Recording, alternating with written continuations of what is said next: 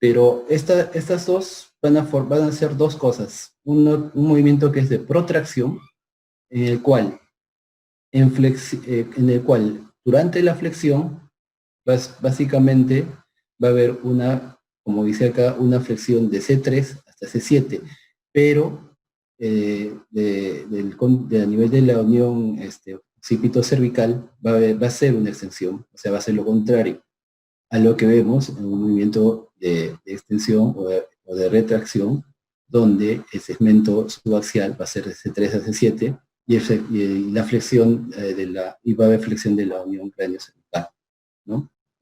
Entonces, eh, básicamente acá empezamos con los movimientos de flexión. Entonces, vemos aquí el cóndilo occipital más la lateral del atlas. Vemos que hacia flexión, básicamente el cóndilo es el que va a hacer el trabajo, el que se va a desplazar hacia atrás. Y vemos que el centro de movimiento, tanto en flexión como en extensión, el cóndilo se desplaza hacia adelante.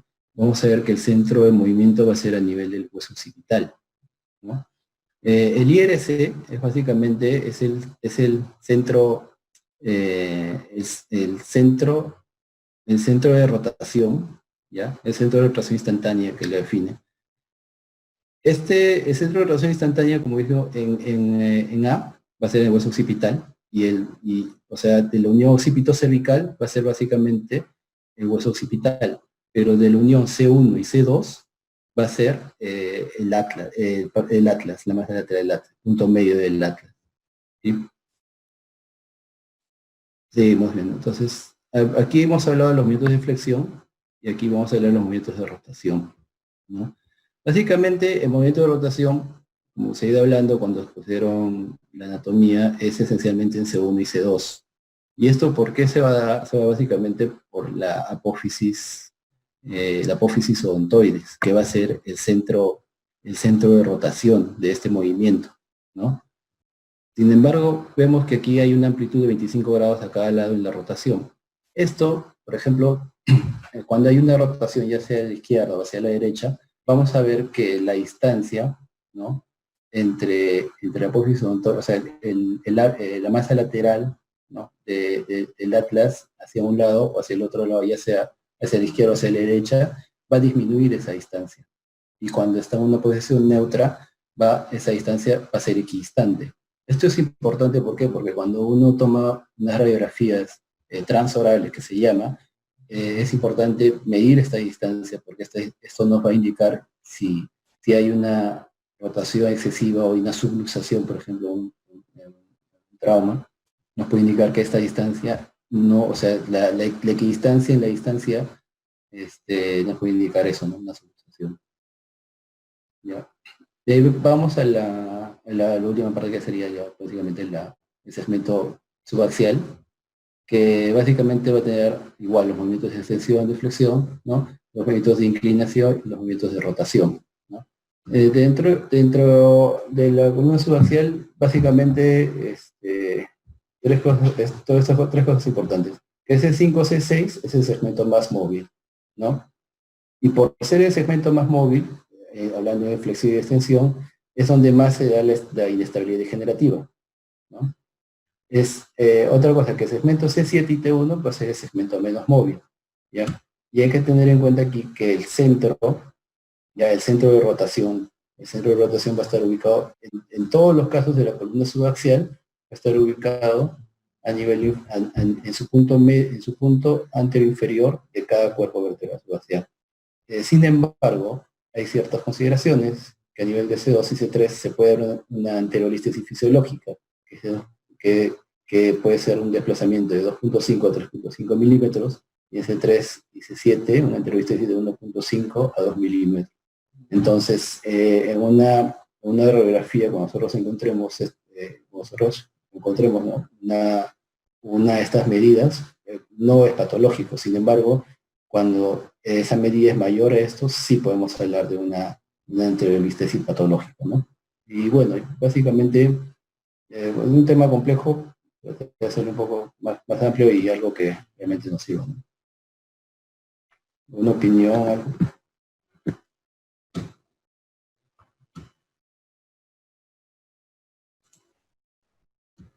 ¿Hola? Igual de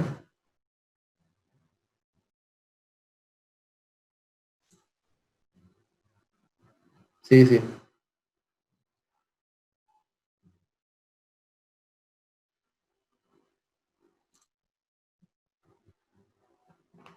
¿Alguna pregunta, alguna duda? Porque la verdad que es un tema un poco complicado, sobre todo para explicarlo y para entenderlo, ¿no? En en la parte de los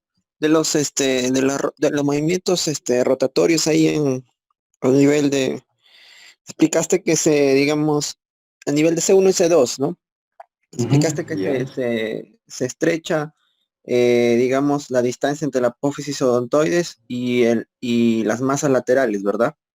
Pero claro. ¿podrías especificar ahí con respecto a qué lado, por ejemplo, si giras de la derecha, cuál es la que se estrecha, Mira, que se estrecha más? A ver. mira, como te repito, la rotación básicamente es en C1 en C2. ¿Ya? Aquí estamos hablando de la rotación en la unión cráneo-cervical, ¿ya? Porque recuerda que a nivel subaxial también tiene su propio eje de rotación. ¿Ya? En este caso, el eje de rotación, ¿no? El IRC, el eje de rotación instantánea que se conoce, está a nivel del axis, porque el axis actúa como dicen, como un clivaje, algo así, como una clavija que permite que el axis y por ende el cráneo gire a su alrededor. Entonces, vemos aquí, por ejemplo, en la figura A, ¿no? Esta, esta parte de aquí adelante, de aquí estamos viendo una extensión coronal, ¿ya? Entonces, este es el lado derecho, este es el lado izquierdo. Entonces, si la, si la cabeza gira hacia el lado derecho, vemos que la masa lateral, que la distancia entre la masa lateral del lado izquierdo, ¿ya? y la apófisis odontoides va a disminuir la distancia. Va a pasar lo contrario hacia el otro lado, ¿ya? Que si la cabeza gira hacia la izquierda, la masa lateral del lado derecho va a disminuir la distancia con la apófisis odontoides, ¿me entiendes? Mientras que en una posición neutra, ¿ya? Esa distancia es equidistante. Y eso es lo que nosotros tenemos que valorar en una posible subluxación, ¿ya? Atlante occipital, en una radiografía transoral. Eso es ese es el significado, ¿no?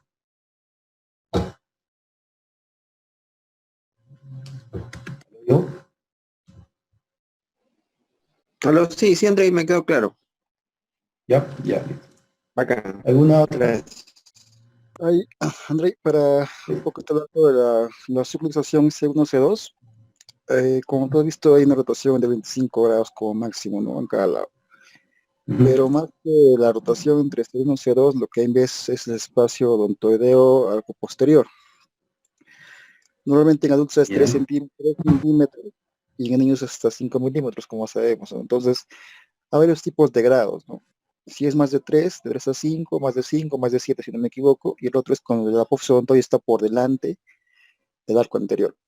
Es un Ujú. grado 4. Entonces, va a depender de la distancia, aparte de que tengas una rotación, como tú lo has visto, bueno, tienes una rotación entre comillas normal, pero ya cuando eso sobrepasa y tienes un espacio odontoideo arco anterior, ¿no? La parte posterior del arco anterior, eso cuando es más de 3 a 5, de más de 5, de 5 a 7, creo que mayor de 7, y el otro cuando está por delante tiene grados, y para que puedas clasificarlo la subluxación Eso es lo que rotatoria. ujú.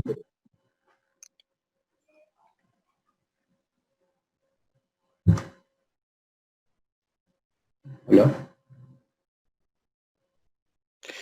No sé si me entienden esa parte, ¿sí, no? ¿Me entienden? Como que se cortó un momento, Manuel. No, o sea, lo que le digo Más es, o menos, Doc. De nuevo, Doc, de nuevo. cuando hablamos sobre subluxación rotatoria C1 y C2, hay Ujú. grados, ¿ya? Y lo que más miden el grado es la distancia entre la apófisis odontoides y la parte posterior del arco anterior. Ya. ¿Te Esta refieres? distancia, saben que esa distancia es 3 milímetros, ¿no es cierto? En adultos. Claro, Y lleva 5 en niños. acá. Ujú.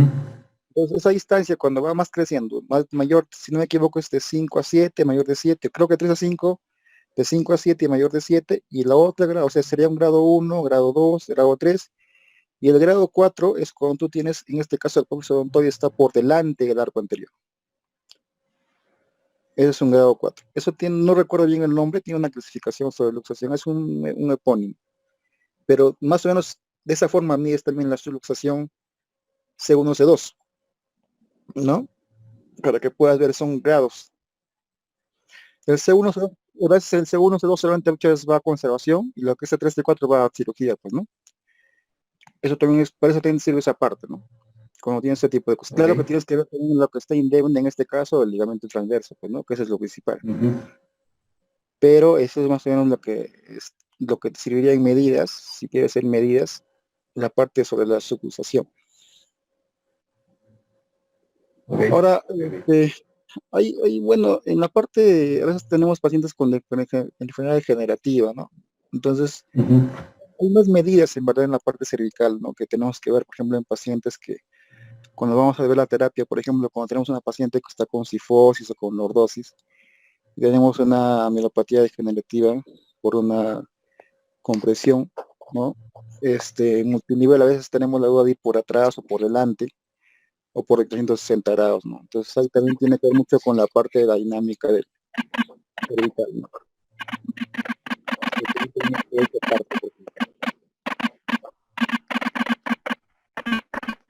Ok. ¿Alguien más? Doctor Sánchez, buenas noches. Disculpe, recién veo que ingresó, no sé si llegó a Hola, alcanzar André, buenas noches. No, nada, acabo de entrar, he tenido algunas dificultades, pero no sé, ya acabaron de la exposición seguramente. Sí, Doc, bueno, como le comenté, hablamos sobre lo que es poco biomecánica. Básicamente hablé sobre los rangos de movimiento bueno, sobre todo a nivel de la columna, pues, de la unión occipito cervical y columna cervical subaxial, ¿no? Y ahí veo en la lámina 7, a ver, pon la lámina 7. Ahí sobre qué hablaste ahí. Bueno, básicamente aquí es para explicarles a los colegas que la columna cervical, como dice la líder, que actúa como una barra, ¿no? Que básicamente hacia arriba va a acomodar la medida horizontal y hacia abajo va a acomodar la sifosis torácica, ¿no? Además que, como bien sabemos que la columna cervical se divide en una columna cervical alta, que es C1, C2, y una columna subaxial. Entonces la columna cervical alta va a actuar como un péndulo que va a ayudar a la acomodación, o sea, ya tanto en flexión o extensión, de esta mirada horizontal, ¿no? Ah, ya. Sino que un poco viendo ahí las flechas rojas, para hacer las medidas de la lordosis hay unas reglas, ¿no? Si tú ves, por detrás de todos los cuerpos de C2, C3, C4, C5, existe una línea que se llama la línea de George, ¿no? Digamos, eso nos sirve para ver si la columna está alineada o está listezada, por decirlo así, si hay una listesis, una retrolistesis o una anterolistesis. Y eso nos ayuda a determinar si es que hay una inestabilidad, ¿no? Como saben, mayor a 3.5 en sentido antero-posterior o hacia atrás, se considera una inestabilidad. Y las líneas rojas ahí, lo que me llamaba la atención, la línea roja que está arriba, que pasa por la parte media del arco anterior y arco posterior de C1, digamos, nos sirve para, no sé si ustedes has leído algo sobre lo que es las 4 líneas de Cook, ¿no? Para lo que se mide el ángulo de Cook, ¿no? De arriba, en columna cervical también se puede medir el ángulo de Cook. El ángulo de Cook. Sí. Ajá. Ese ángulo se mide así, justo como atraviesa en C1, por la parte media del arco anterior y parte posterior, y abajo, por debajo de la plataforma inferior de C1. Ya esa sería una forma de medir. Y la otra, digamos, una forma más abreviada para medir la lordosis sería por debajo de la plataforma de C2, como muestra en su figura, y por debajo de la plataforma de C7. O sea, hay esas dos formas de poder medir la lordosis. Y hay otros, ¿no? Que es el ángulo de rotación máximo, por ejemplo, ¿no? Que es el ángulo de rotación anterior, el ángulo de rotación. ¿Ya? Ese ángulo de rotación se mide con líneas verticales o perpendiculares que van al cuerpo, a la parte posterior del cuerpo de C2 y a la parte posterior del cuerpo de C7, digamos. Y las que se, digamos, entrecruzan, ahí medirías más o menos el ángulo, que es el que, digamos, se utiliza un poquito más. Eso básicamente lo que me sirve, digamos, es tu laminita de C7, ¿no? Para ver más o menos los ángulos, la lordosis cervical. Son medidas que se podría tomar en cuenta, ya sea eso del ángulo de Cobb o el ángulo de rotación. Hola Bruno, ¿cómo estás? ¿Qué dices? Buenas noches.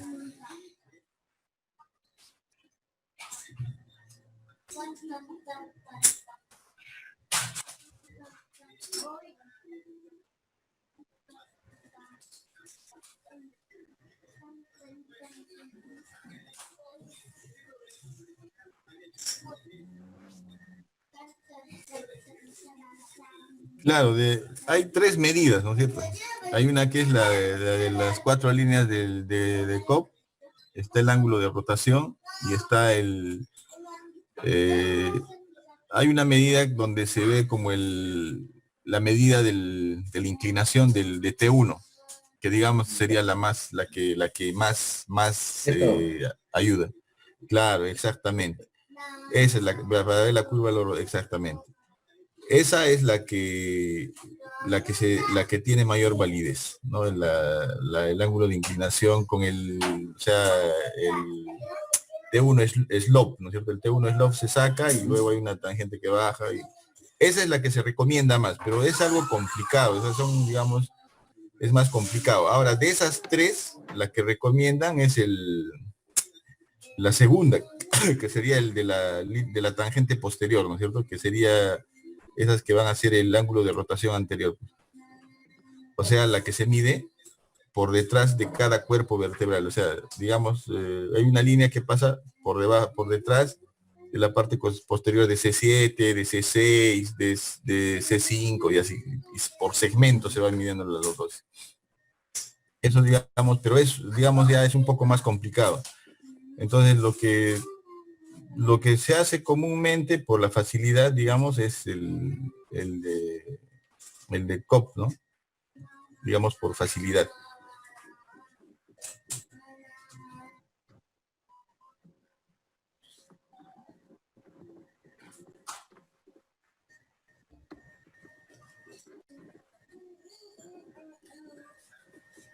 Claro, si tú, digamos, quieres para manejarlo en un solo paciente, ya preferirías el que está entre el de C1 y T1, pues, pero, o sea, va a depender incluso de las placas que tú tomes, porque, por ejemplo, si tú le tomas el platillo inferior de T1 no vas a poder, porque hay algunas, por ejemplo, la escápula se superpone ahí, ¿no?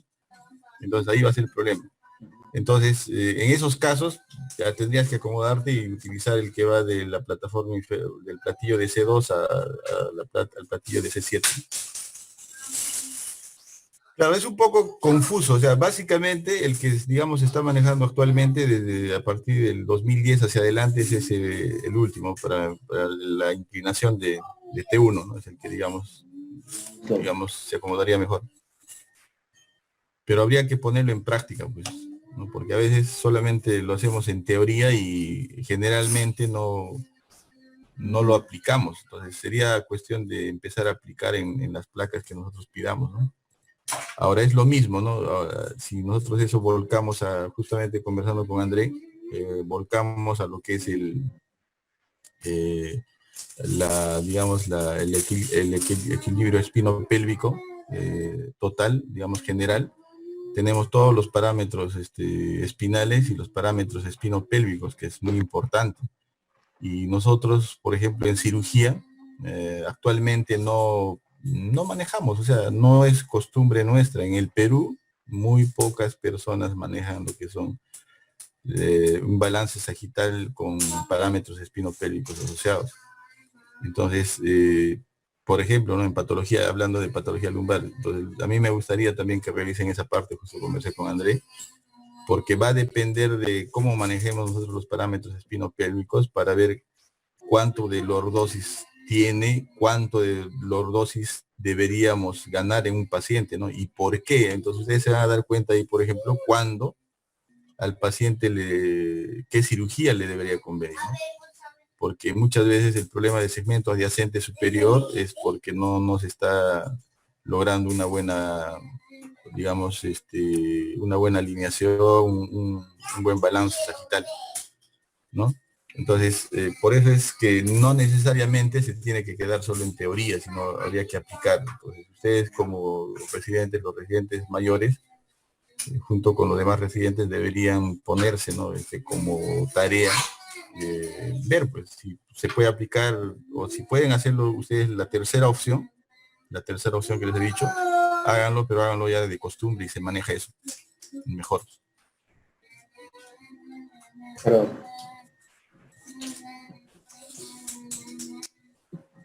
listo, gracias. Dime.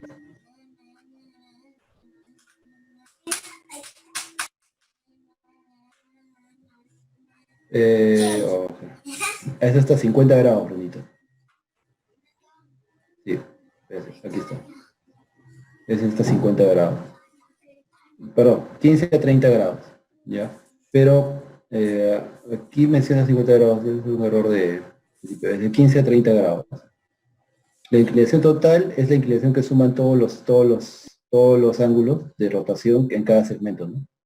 De cada dorsal lumbar.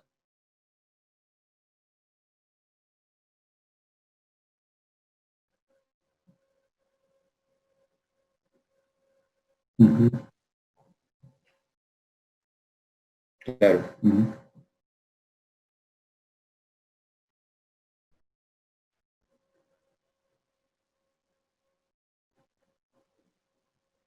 Sí, importante. Ujú. Sí, no sé si me permiten.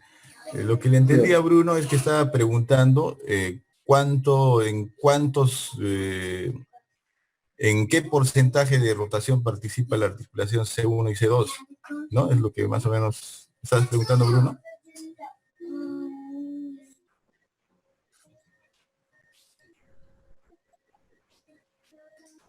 Claro, entonces es el 50%, ¿no es cierto? El 50%, y el restante 50% lo hace la columna subfacial. Si ustedes ven, por ejemplo, cuando hablamos de fusión occipito cervical y fusión C1, C2 nada más, en la fusión occipito cervical estamos anulando los movimientos, ¿no? De flexión, extensión, rotación, inclinación. Y cuando solamente fusionamos C1 y C2, en teoría estaríamos anulando solo el 50% de la rotación, ¿sí o no? En teoría. Pero hay estudios que se han hecho que no necesariamente se logra eliminar la rotación en un 50%, sino solo un 25%. O sea, te quedaría aproximadamente un 75% de rotación con una fijación C1, C2. Por eso es importante seleccionar bien los casos para no producir una, digamos, inmovilización total de la unión cráneo-cervical, ¿no? Sí, gracias.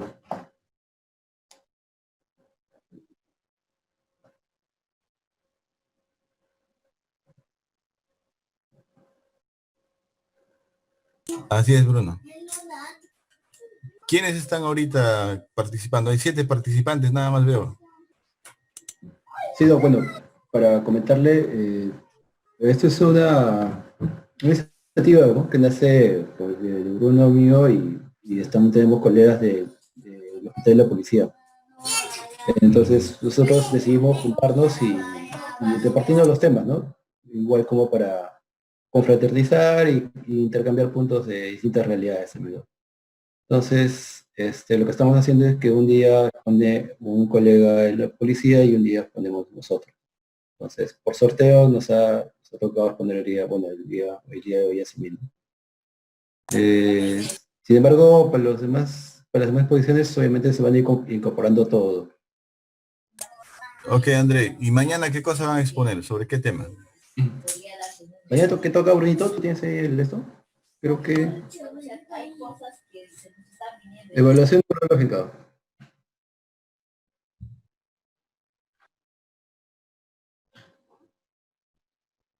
Ah, ya está bien, excelente. Sí, básicamente es biología porque Creo que es un punto flojo que tenemos a veces Sí, pues. con los pacientes. Ujú. Muy bien, ya, cuídense nomás. Gracias por la invitación. Me hubiera gustado participar desde el principio para poder de repente acotar un poquito más, pero ya en las siguientes exposiciones participaremos con un poquito más de coordinando, ya, para ver si se puede aportar algo más que les pueda servir a ustedes. Ya, listo. Gracias, Doc, Gracias, por cuídense. acompañarnos. Buenas noches. Buenas noches. Listo, hasta luego. Bueno, ¿alguien más que tenga alguna pregunta? ¿Un comentario?